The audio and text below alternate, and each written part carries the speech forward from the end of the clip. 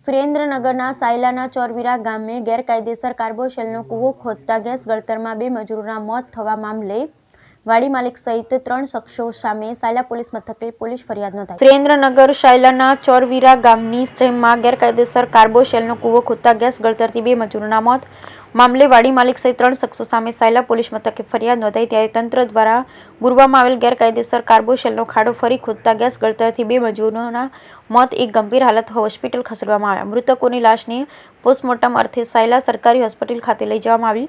Surendranagar police દ્વારા વાડી માલિક પીઠાભાઈ જગાભાઈ પાંચાલ, ખોદકામ કરાવનાર ગોપાલભાઈ ભરવાડ અને બાબુભાઈ આલ વિરુદ્ધ સાયલા પોલીસ મથકે ગુનો નોંધાયો વધુ તપાસ હાથ ધરી છે।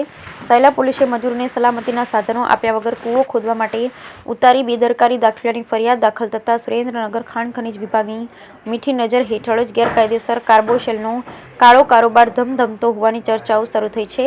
ત્યારે અગાઉ પણ મૂળી તાલુકામાં ગેરકાયદેસર કાર્બોશેલનો ખાડામાં મજૂરોના મોત થતાં તંત્ર દ્વારા કાર્યવાહી ન કરાતા તંત્રની કામગીરી સામે પણ અનેક સવાલો ઉઠવા પામ્યા છે। બ્યુરો રિપોર્ટ મહેશભાઈ ઉત્તરીયા, સુરેન્દ્રનગર। ચોરવીરા ગામે 2 લોકોના મોત થયા છે અને ખાણમાં ગેસ ગળતર થયો, શું કહેશો?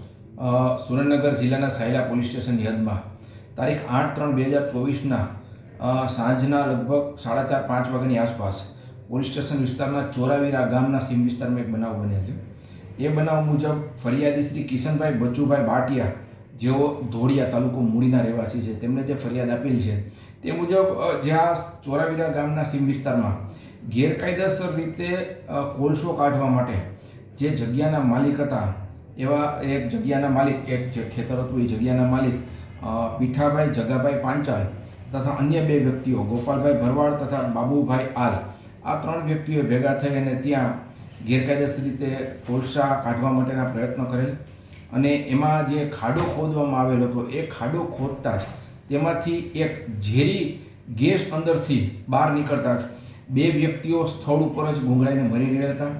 એક વ્યક્તિ ઈજા પામેલ, જેમાં હર્ષદભાઈ બચુભાઈ બાટિયા તથા હરેશભાઈ મનસુખભાઈ, જેઓ સ્થળ ઉપર જ મરણ ગયેલ, તેમજ ઈજા પામનારમાં મુન્નાભાઈ મનસુખભાઈ છે તે ઈજા પામેલ હતા।